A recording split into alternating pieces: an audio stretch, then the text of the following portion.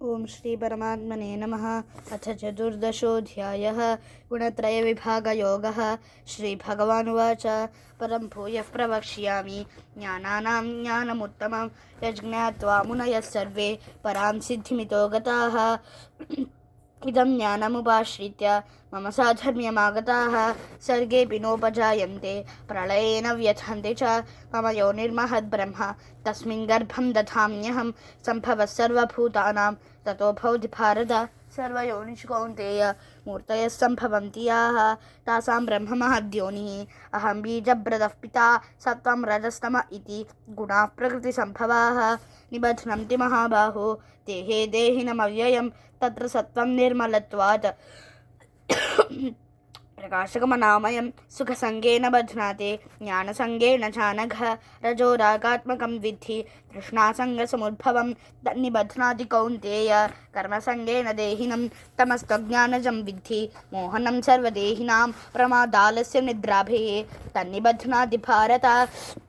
सत्वं सुखे संजयते रजः कर्मणि भारत ज्ञानमावृत्य तु तमः प्रमादे संजयत्युत रजस्तमश्चाभिभूय सत्वं भवति भारत रजसत्वं तमश्चैव तमसत्वं रजस्तथा सर्वद्वारेषु देहेऽस्मिन् प्रकाश उपजायते ज्ञानं यदा तदा विद्यात् विवृद्धं सत्वमित्युत लोभः प्रवृत्तिरारम्भः कर्मणामशमस्पृहा रजस्येतानि जायन्ते विवृद्धे भरतर्षभ अप्रकाशो प्रवृत्तिश्च प्रमादो मोह एव च तमस्येतानि जायन्ते विवृद्धे कुरु नन्दन यदा सत्त्वे प्रवृद्धे तु प्रलयं याति देहभृत् तदोत्तमविदां लोकान् अमलान् प्रतिपद्यते रजसि प्रलयं गत्वा कर्मसङ्गिषु जायते तथा प्रलीनस्तमसि मूढयोनिषु जायते कर्मणः सुकृतस्याहुः सात्विकं निर्मलं फलं रजसस्तु फलं दुःखम्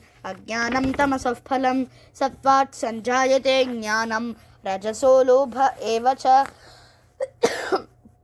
प्रमादमोहौ तमसः भवतो ज्ञानमेव च ऊर्ध्वं गच्छन्ति सत्त्वस्थाः मध्ये तिष्ठन्ति राजसाः जघन्यगुणवृत्तिस्थाः अधो गच्छन्ति तामसाः नान्यं गुणेभ्यः कर्तारं यदा दृष्टानुपश्यति गुणेभ्यश्च परं वेत्ति मद्भावं सोऽधिगच्छति गुणानेतानतीत्यत्रीन् देही देहसमुद्भवान् जन्म मृत्युजरा दुःखैः विमुक्तोऽमृतमश्नुते।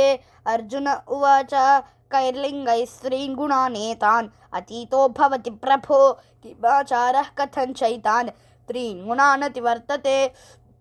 श्रीभगवानुवाच प्रकाशञ्च प्रवृत्तिञ्च मोहमेव च पाण्डव न द्वेष्टि सम्प्रवृत्तानि न निवृत्तानि काङ्क्षति उदासीनवदासीनः गुणैर्यो न विचाल्यते गुणा वर्तन्त इत्येव योऽवतिष्ठति नेङ्गते समदुःखसुखस्वस्थः समरोष्टाश्मकाञ्चनः तुल्यप्रिया प्रियो धीरः तुल्यनिन्दात्मसंस्तुतिः मानापमानयोस्तुल्यः तुल्यो मित्राट्पक्षयोः सर्वारम्भपरित्यागी गुणातीतः स उच्यते माञ्चयो व्यभिचारेण भक्तियोगेन सेवते स गुणान् समतीत्यैतान् ब्रह्मभूयाय कल्पते ब्रह्मणो हि प्रतिष्ठा अहम् अमृतस्याव्ययस्य च शाश्वतस्य च धर्मस्य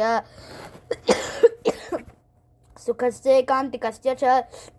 ओम तत्सदिति श्रीमद्भगवद्गीतासु उपनिषत्सु ब्रह्मविद्यायां योगशास्त्रे श्रीकृष्णार्जुनसंवादे गुणत्रयविभागयोगो नाम चतुर्दशोऽध्यायः।